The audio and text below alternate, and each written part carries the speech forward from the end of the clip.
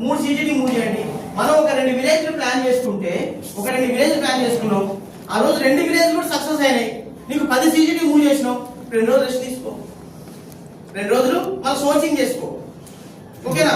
లేదు నేను ఒకటే విలేజ్ ప్లాన్ చేసుకున్నా, అక్కడ 6 లాగిన్స్ అయినాయి, 3 CGT మూవ్ అయినాయి, ఆఫ్టర్ లంచ్ తర్వాత సోర్సింగ్ చేసుకో. కానీ ఏది ప్లాన్ చేయకుండా ఒక కస్టమర్తో మాట్లాడి అంటే ఫస్ట్ ఎవరైతే లోన్ తీసుకుంటారో ఆ ఒక్క పర్సన్ మీద డిపెండ్ అయ్యి మనం ఆమెని నమ్ముకొని, ఓకేనా, మనం ఆమెని నమ్ముకొని ఆమెకి కాల్ చేసి రేపు నాకు లాగిన్స్ ఉన్నాయి సార్ అని మనం బిఎం సార్ చెప్తున్నాం. బిఎం సార్ కూడా దాన్ని ఫైనల్ చేసుకుంటున్నాం. ఎర్లీ మార్నింగ్ వచ్చి అడిగితే అరే ఆమె ఫోన్ ఎత్తట్లేదు సార్, స్విచ్ ఆఫ్ అయింది సార్, కాంటాక్ట్ లేదు మన కాడ, ఆ రోజంతా 0 అవుతుంది. సో కాబట్టి ప్రాపర్ గా ప్లాన్ చేసుకోండి. ఓకేనా? ప్రాపర్ గా ప్లాన్ చేసుకోవడం అంటే మనం కనీసం ఒక రోజు 2 or 3 విలేజెస్ ప్లాన్ చేసుకోవాలి. 2 or 3 విలేజెస్ ప్లాన్ చేసుకొని మీకు మంచి అయ్యి ఆ రోజు ఆ 3 విలేజ్లలో కూడా లాగిన్స్ కంప్లీట్ అయితే, ఓకేనా, ఆ 3 విలేజ్లలో కూడా లాగిన్స్ కంప్లీట్ అయ్యి ఒక 10 CGTలో 15 CGTలో మూవ్ అయితే, అది జరగదనుకోండి నాకు తెలిసి మీకు, ఓకేనా, ఒకవేళ మూవ్ అయితే మీరు ఒక 2-3 డేస్ మనం సోర్సింగ్ చేసుకోవచ్చు కదా. మీకు ఇచ్చిన టార్గెట్ ఎంతండి? 30 అనుకోండి, ఒకటే రోజు 10 అంటే 29 రోజులు ఏం చేస్తారు? అవునా కదా? కొన్ని పాసిబిలిటీ కేసెస్ ఉంటాయి. అది ఏదైనా కానీ మనం ప్రాపర్ గా ప్లాన్ చేసుకోవడం. ఇంకొకటి ఆల్రెడీ సార్ చెప్పిండు, మరి బిఎంస్ ఫాలో అవుతుందో లేదో, రూట్ వైజ్ అనేది చాలా ఇంపార్టెంట్ అండి. మనకి ఇక్కడ గుర్తు రావాలి, 10 రోజులు సోమవారం, మొదటి సోమవారం ఏ ఊళ్ళు ఉన్నాయి తక్కువ చెప్పాలి. ఒక సెంటర్ మేనేజర్ ఫస్ట్ థింగ్ ఇదే, మనం 24 నెలలు సంతోషంగా ఉండాలి అంటే సోమవారం రోజు నాకు సెంటర్ మీటింగ్లు ఎక్కడ ఉన్నాయంటే నిధులు అడిగినా చెప్పాలి. సోమవారం రోజు ఎక్కడ సెంటర్ మీటింగ్లు ఉన్నాయంటే తక్కువ చెప్పాలి. మళ్ళీ సోమవారం సార్ ఒక్క నిమిషం సార్ డైరీ ఓపెన్ చేసో లేకపోతే ఇంకేదో ఓపెన్ చేస్తే ప్రాబ్లం అవుతుంది. ఎందుకంటే నువ్వు ఆ టైంలో ఒక దగ్గరికి వెళ్ళినప్పుడు లాగిన్ చేస్తున్నప్పుడు సెంటర్ క్రియేట్ చేస్తున్నప్పుడు నీకు ఒక ప్రెషర్ అనేది బిల్డ్ అవుతుంది. అక్కడ కూర్చొని నువ్వు సెంటర్ క్రియేట్ చేస్తున్నప్పుడు ఆ సెంటర్ క్రియేట్ చేసినప్పుడు అడుగుతుంది కదా ఏ వారం పెట్టాలనేది, అప్పుడు నీకు ఆటోమేటిక్గా నీకు థాట్ రాదు. నువ్వు తక్కువ ఇంకో సోమవారం పెడతావు, నీకు ఇక్కడ ఒక సెంటర్ సోమవారం ఉంటుంది, ఇక్కడ ఒక సెంటర్ సోమవారం ఉంటుంది, ఎప్పుడు పోతావు? కూడా ప్రాబ్లం అయింది కదా. సో కాబట్టి నీకు 10 రోజులు నీకు ఎక్కడ సో సోమవారం వచ్చిందంటే సోమవారం నాకు 3 సెంటర్ మీటింగ్లు ఉన్నాయి, ఆ 3 సెంటర్ మీటింగ్లు ఇది తక్కువ చెప్పేటట్టు ఉండాలి. అట్లా చెప్పితే మీకు ప్రాబ్లం రాదు, మీకు ప్రాబ్లం ఉండదు, మీ బిఎంకి ప్రాబ్లం ఉండదు, మీ ఓఎంకి ప్రాబ్లం ఉండదు, మీ అందరికి ప్రాబ్లం లేకపోతే మాకు ప్రాబ్లం ఉండదు, ఎందుకంటే ప్రశాంతంగా పోతాం. ఓకేనా? సో ఇప్పటికీ కొన్ని కంపెనీలు 10:30 అవుతుంది ఈవినింగ్, అంటే నైట్ అలా 10:30-11 అవుతుంది, మళ్ళీ ఉదయం 6:30కే వస్తారు. అవునా కదా? సో మనం అటువంటి పరిస్థితులు తెచ్చుకోవద్దు అంటే మనం చేయాల్సిన మొదటి ముచ్చట ఏంటి అంటే ప్రాపర్ గా పని చేసుకోవాలి. ఎక్కడ మిస్ అయినా కానీ అందరం ఇబ్బంది పడతాం. ఓకేనా? మన అదృష్టం ఆదివారం ప్రశాంతంగా ఉంటున్నాం, ఆ ప్రశాంతంగా అట్లనే ఉండాలంటే ప్రాపర్ గా చేసుకోవాలి. ఇదేంటంటే మనం నడిచేసేసి, అవునా, నడిచే స్టేజ్లోనే మంచిగా నడిస్తే మంచిగా ఉంటుంది. అంటే పిల్లర్స్ అంటే మనం ఇప్పుడు ఒక బిల్డ్ చేస్తున్నాం, ఒక వ్యవస్థని కానీ ఒక బ్రాంచ్ని కానీ లేకపోతే ఒక బిల్డింగ్ బిల్డ్ చేస్తున్నాం అనుకోండి, మనం ఇప్పుడు కరెక్ట్ గా బేస్మెంట్ కడితే, ఓకేనా, కరెక్ట్ గా బేస్మెంట్ కడితే భూకంపాలు వచ్చినా కానీ చెల్లాచెదురు కాదు. ఓకేనా? ఆ రోజు ఒక సెంటర్ మేనేజర్ కొద్దిగా లేటుగా పోయినా కానీ పేమెంట్ వచ్చేటట్టు ఉండాలి. అర్థమైందా? సో దానికి ప్రాపర్ గా ఫస్ట్ పిల్లర్ ఎవరు? బ్రాంచ్కి ఉండేది 5 పిల్లర్లు 4 పిల్లర్లు సెంటర్ మేనేజరే ఏదైనా కానీ. ఓకేనా?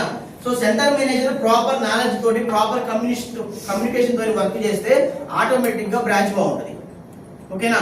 సో ఫస్ట్ మీరు ప్రాపర్ గా ప్లాన్ చేసుకోండి, ప్రాపర్ గా లాగిన్స్ ప్లాన్ చేసుకోండి. ముందే చెప్పండి మీ బిఎం సార్కి, సార్ మరి మీరు యాక్షన్ ప్లాన్ పంపిస్తున్నారు, ఆ క్లస్టర్లో అయితే ప్రతిరోజు ఈవినింగ్ బ్రాంచ్ గ్రూప్ లో యాక్షన్ ప్లాన్ చేయాలి, రేపు పలానా కాడికి పోతా అని.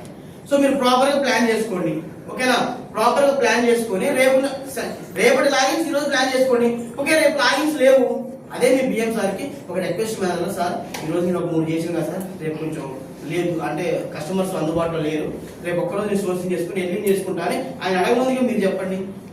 అలానే నేను డిస్కస్ చేసినాం కదా, 10 రోజులు చేస్తే కష్టపడి 10 రోజులు పని చేస్తే సాల్వ్ అవుతుంది. అవునా? సో కాబట్టి ప్రాపర్ గా ప్లాన్ చేసుకోండి. ప్లాన్ చేసుకున్న తర్వాత కస్టమర్లు మనం వెళ్ళే టైంకి కస్టమర్లా కూర్చోబెట్టమని చెప్పండి. ఓకేనా? మనం వెళ్ళినాక అక్క సార్ వచ్చిండే, వదిన సార్ వచ్చిండే అని ఫోన్ చేస్తారు. సో మనం ప్రాపర్ కమ్యూనికేషన్ ఇవ్వకపోవడం వల్లనే వాళ్ళు మనం పోయినాక ఫోన్ చేస్తారు. అదే మనం ఆఫీస్ నుంచి బయలుదేరే ముందే మనం ఏ కన్సర్న్ స్టాప్ అయితే అక్కడ ఏ కన్సర్న్ పర్సన్ అయితే అక్కడ ఉన్నారో ఆ పర్సన్ మనం ముందుగానే కాల్ చేసి అమ్మ నేను ఒక 10 నిమిషాల అర్ధగంట పట్టింది, పావు గంటలు వస్తామమ్మా రెడీ కూర్చోండి అంటే వాళ్ళు కూర్చుంటారు. లోన్ కావాల్సిన వాళ్ళైతే ఖచ్చితంగా మనం మాట్లాడతారు. ఓకేనా? లోన్ అవసరం ఉన్న వాళ్ళైతే ఖచ్చితంగా మనం మాట్లాడతారు. అవసరం ఉన్న వాళ్ళు ఖచ్చితంగా వచ్చి గ్యాదర్ అవుతారు. ఓకేనా? సో గ్యాదర్ అయిన తర్వాత మనం వెళ్ళగానే పరిచయం చేసుకోవాలి. అమ్మ నమస్తే అని చెప్పుకోవాలి. అలాగే చెప్పిన నమస్తే అని చెప్పుకొని మన పేరు చెప్పుకోవాలి, మన సెంటర్ మన డిసిగ్నేషన్ చెప్పుకోవాలి. చెప్పుకుంటే రేపు బిఎం సార్ వచ్చినా మన సార్ పేరు ఏం పేరు అంటే తక్కువ చెప్పాలి. ఓకేనా? తర్వాత బ్రాంచ్ గురించి చెప్పండి, మన ఆఫీస్ గురించి చెప్పండి. ఆఫీస్ గురించి తర్వాత మన అమౌంట్ ఒకటే చేయగానే మీరు తయారీ చెప్పొచ్చు. ఇది పరిస్థితి అమ్మా, ఆర్బీఐ ప్రకారం 2 లోన్లే ఉండాలి, 3వ లోన్ మాత్రమే మా బ్యాంకులో లోన్ తీసుకునేది ఉండాలి. అంతకంటే ఎక్కువ లోన్ తీసుకుంటే లోన్ రాదు. ఒకవేళ మరి మీరు అట్లే అంటే లోన్లు ఇవ్వని తీసుకుంటే వాళ్ళ సివిల్ స్కోర్ ఎక్కువ అంటే సివిల్ స్కోర్ ఇంకెక్కువ పోద్దమ్మా, మా తర్వాత మీకే ఇబ్బంది అవుతుంది. మీది అంటే వాళ్ళకి అర్థమయ్యేటట్టు మీ పేరు ఎర్ర రంగులో పడిద్ది అని చెప్పి అర్థం కావాలి కదా వాళ్ళకి. మీ పేరు ఎర్ర రంగులో పడిద్ది, మళ్ళీ ఏరే బ్యాంకులో లోన్లు కూడా ఇయ్యరమ్మా. రేపు బ్యాంకు పోయినా అకౌంట్ ఓపెన్ చేయాలన్నా కానీ నువ్వు పలానా బ్యాంకులు తీసుకుంటే డబ్బులు కట్టట్లే, నీకు అకౌంట్ కూడా ఏరే బ్యాంకులలో అన్ని ఇబ్బందులు ఉంటాయమ్మా అని వాళ్ళు క్లియర్గా చెప్పారు. అవును సార్ నాకు 3 లక్షలు నేను తీసుకోలేంటారు. అదొక ఫస్ట్ పాయింట్. అంటే లాగిన్ చేసినప్పుడు ఫిల్టర్ చేయడం. తర్వాత లాగిన్ చేసిన తర్వాత సివిల్ పాస్ అయింది, అన్నీ ఓకే. సో ఇక్కడ మనం చెప్పాల్సిన ముఖ్యమైన విషయాలు, ఈఎంఐ మిస్ అయితే ఏమవుతుంది అలాగే మీకు ఫస్ట్ రోజు చెప్పాను కాబట్టి ఓన్లీ ఇంపార్టెంట్ పాయింట్ చెప్తున్నా. ఈఎంఐ మిస్ అయితే వాళ్ళకి మనం అమ్మా అని చెప్పాలి. మనమంతా మధ్యతరగతి వాళ్ళం, మనమంతా పేదరికం నుంచి వచ్చినాం, మనమంతా మధ్యతరగతి వాళ్ళం. మన జీవితాలే లోన్ల మీద ఆధారపడ్డాయమ్మా. ఒక్క లోన్ మిస్ అయితే ఎంత ఇబ్బంది అయితే నేను చెప్తా వినండి అని. ఒకవేళ రేపు నేను ఏమైనా ఫోన్ తీసుకోవాలన్నా, నా ఇంట్లో టీవీ తీసుకోవాలన్నా, నా ఇంట్లో వాషింగ్ మిషన్ తీసుకోవాలన్నా, నా ఇంట్లో ఫ్రిడ్జ్ తీసుకోవాలన్నా కానీ నేను తీసుకున్న లోన్ సక్రమంగా కట్టకపోతే రాదు. ఒకవేళ రేపు మీ పిల్లగాడు ఇంటర్ అయిపోయి ఇంజనీరింగ్ చేయాలని, ఇంకేదో జాబ్ చేయాలన్నా కానీ, ఒకవేళ బండి కొనుక్కోవాలన్నా కానీ, నువ్వు బండి కొనుక్కోవాలన్నా కానీ ఈఎంఐలో కొనుక్కోవాలంటే రాదు. ఓకేనా? 2000 కదా, ఒక్క ఈఎంఐ కదా, ఒక్క రోజే కదా అని మిస్ చేస్తే మనం జీవితాంతం బాధపడాలి. సో కాబట్టి ఈఎంఐ అనేది మిస్ చేయకండి అమ్మా. ఎంత కష్టమైనా కానీ మ్యాక్సిమం కట్టండి. కట్టుకోగలుగుతా అనుకుంటేనే తీసుకోండి, ఒకవేళ ఊరికే అవసరం లేకున్నా కానీ డబ్బులు తీసుకొని మీరు ఇబ్బంది పడొద్దు, మమ్మల్ని ఇబ్బంది పెట్టొద్దు, మీ తోటి సభ్యుల్ని ఇబ్బంది పెట్టొద్దు. సో ఈఎంఐ గురించి వాళ్ళకి ప్రాపర్ గా చెప్పాలి. సిబిల్ స్కోర్ అంటే అలా చెప్పిన మన చరిత్ర.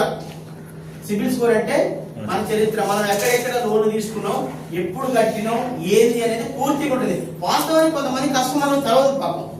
ఈవెన్ నేను ఒకసారి జిఆర్టీ పోయినప్పుడు ఆమె లోన్ రాలే, ఆమెకి ఈ కంపెనీలో కానీ ఇంకో కంపెనీలో లోన్ రాలేదు. లోన్ రాకపోయినా ఆమె వచ్చి అదరగొడుతుంది. రిలేషన్షిప్ మేనేజర్ అంటే రారేమో, సీఎం రారేమంటారు. సో ఆయన అదరగొడుతుంది, లేదు సార్ నేను అన్ని కట్టినా, నాకేం లేదు, ఫిన్కేర్ లో మాత్రమే గోల్డ్ లోన్ ఉంది, అది కూడా క్లోజ్ చేసిన, ఎందుకు రాదు నాకు లోన్ అని అదరగొడుతుంది. ఏమవుతుందమ్మా, నీ పాన్ కార్డు నీ మొబైల్ నెంబర్ తీసుకురాని పైసా బజార్ ఓపెన్ చేసి చూపెడితే ఆమె ఫిన్కేర్ లా 3 నెలలు కట్టలే, క్లోజ్ చేసుకుంది. వాస్తవమే క్లోజ్ అయితే చేసుకుంది, కానీ 3-4 నెలలు కట్టలే. ఏమైతుంది? డిఫాల్ట్ కస్టమర్ అవుతుంది కదా. చూడొచ్చు, పాన్ కార్డు మొబైల్ నెంబర్ తో చూడొచ్చు. ఓకేనా?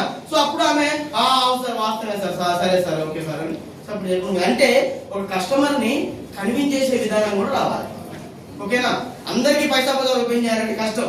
కాకపోతే ఎవరైతే కొంచెం డిఫరెంట్ పర్సన్స్ ఉంటారో వాళ్ళకి అర్థమయ్యేటట్టు చెప్పాలి. ఎందుకంటే మన సెంటర్ లో నెగిటివ్ కావచ్చు.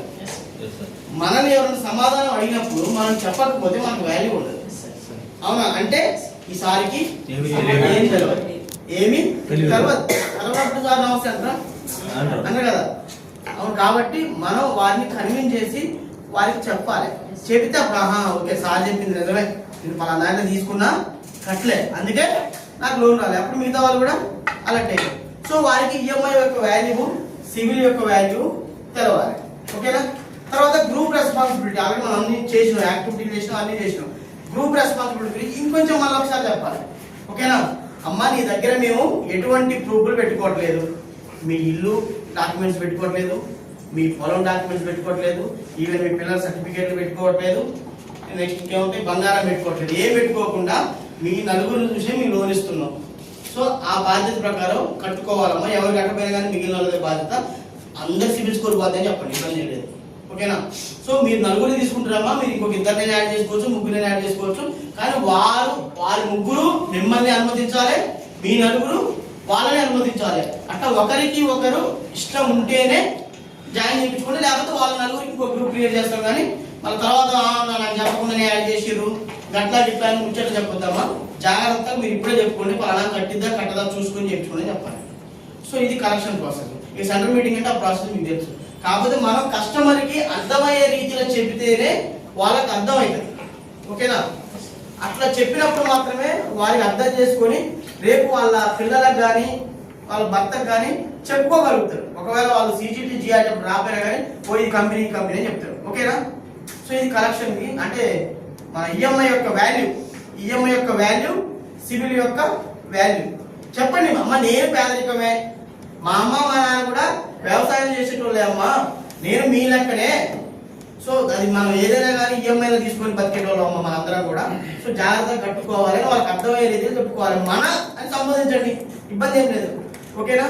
సో తర్వాత సో ఇక అందరి కామన్, CGT అయినా కామను, GRT అయినా కామన్. బియ్యం ఇంకో మాట చెప్తా, LUC లోన్ యూటిలైజేషన్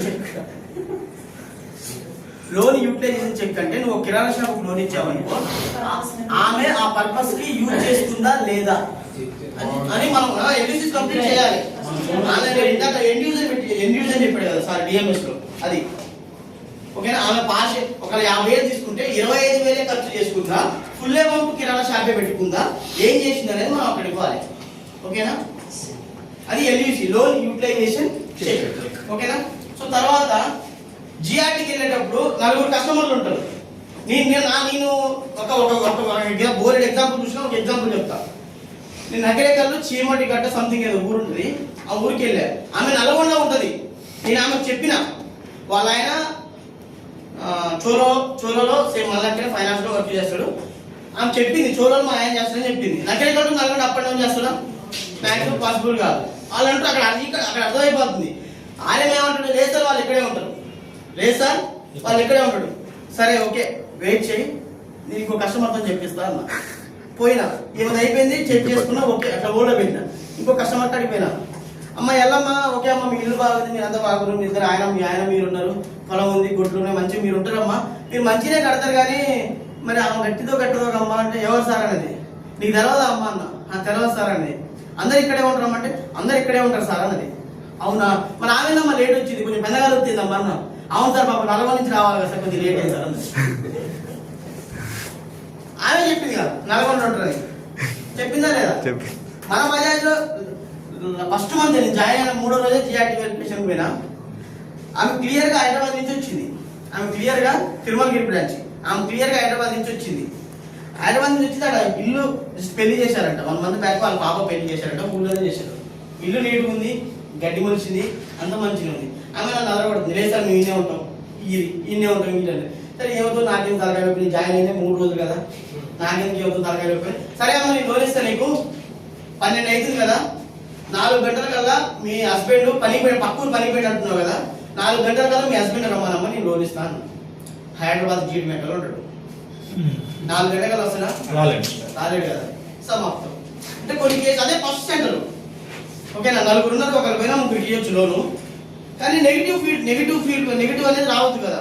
సో కాబట్టి ఓకే అమ్మ నేను ఇస్తాను, లోను ఇస్తాను, ఇక్కడే అంటున్నావు, వచ్చిపోతా అంటున్నావు, ఉంటా అంటున్నావు, సరే నీకు క్లారిటీ లేదు, సరే నువ్వు ఉంటావు, ఈయనే ఉంటావు, నేను నమ్ముతున్నా, ఏమొద్దామో మాకు నామినీ ఉండాలి ఖచ్చితంగా, మీ హస్బెండ్ రమ్మను లోన్ ఇస్తా అని చెప్పిన. 4 రాలే, ఆల్రెడీ నేను GRT చేయలేదు, రాలే. ఏమైంది? నేను ఇస్తానమ్మా, నీకు లోన్ ఇస్తానమ్మా, నువ్వు ఇక్కడ ఉన్నావని తెలిసి కూడా నేను లోన్ ఇస్తాను, నేనేదో మంచిగా కాబట్టి ఇస్తామా, ఏదో సరే చేయను కూడా ఇయ్యడు, నేను ఇస్తాను, నేనేం చేయాలమ్మా మీ హస్బెండ్ రాని, నా తప్పేమైనా ఉందా? లేదు కదా. అప్పుడే అవును సార్ మీరు ఇస్తాను సార్ మా ఆయన రాలేదు అని సబ్జెక్ట్ కూడా పోయింది. కొన్ని కేసెస్ ఉంటాయి నెగిటివ్ పాజిటివ్ 2 విధాలుగా చూసుకోవాలి. ఓకేనా? సో GRT చేసినప్పుడు PMs ఏం చేయాలంటే పక్క కస్టమర్ కూడా అడగాలి. ఫర్ ఎగ్జాంపుల్, అమ్మ మరి ఏందమ్మా నిన్న వచ్చేందమ్మా ఇక పొద్దునే వచ్చింది అంటే సారీ అవుతా డియాలే అవుతుందా, నిన్న పొద్దునే వచ్చి ఉండొచ్చు కదా, ఏమో సార్ పాప ఆమె ఏదో పని రాలేదులే, ఆటోమేటిక్గా ఆమె చెప్తుంది, ఉండేది ఉండదు. సో ఇటువంటి కేసెస్ ఎప్పుడు మనం ఎంక్వైరీ చేసుకోవాలంటే మనకు ఒక డౌట్ వచ్చినప్పుడు, ఆమె ఇక్కడ ఉంటుందో ఉండదో, ఇల్లు ఉంటుంది, సొంత ఇల్లు ఉంటుంది, కానీ అప్పుడు వాళ్ళు ఇప్పుడు మరి నేనున్న అది హుజూర్ నగర్, నేను సూర్యాపేటలో స్టే చేస్తున్నా, ఓకేనా? సో నేను హుజూర్ నగర్ నాకు సొంత ఇల్లు ఉంది అనుకో, నేను లోన్ కావాలంటే పోయి ఉండను అక్కడ, ఆ రోజు ఉంటా కదా, అప్పుడు నా కరెంట్ బిల్ ఉంటుంది మా నాన్నగారి పేరు మీద, ఇంటి పని ఉంటుంది మా నాన్నగారి పేరు మీద, నేను ఉంటాను అక్కడ ఉండరు కదా. సో అటువంటి కేసు అప్పుడు పక్క మెంబర్తో కూడా మనం కొంచెం అంటే అడగొచ్చు, ఉండదంటే అమ్మా ఏందమ్మా ఉండనా ఎందుకు అడుగుతున్నావు అంటే ఎందుకు సార్ ఎందుకు ఉండదు ఉంటుంది, నాది గ్యారంటీ అంటుంది. కాకపోతే వాళ్ళు అడిగే తీరు అడిగితే ఆటోమేటిక్గా వాళ్ళే సమాధానం చెప్తారు, ఓకేనా? సో జిఆర్టీలో బిఎన్స్ అదొకటి చెక్ చేసుకోండి. సో ఇక లాస్ట్ పాయింట్ ఏంటంటే అక్కడ 8 పాయింట్లు చెప్తారండి, 8 కానీ 4 కానీ 5 కానీ ఎన్నో సేమ్ తెలియదు అది చెప్తా. సో సిజిటీకైనా జిఆర్టీకైనా ఈవెన్ లాగిన్ చేసినప్పుడైనా కానీ ప్రతి స్టాఫ్ చెప్పాల్సిన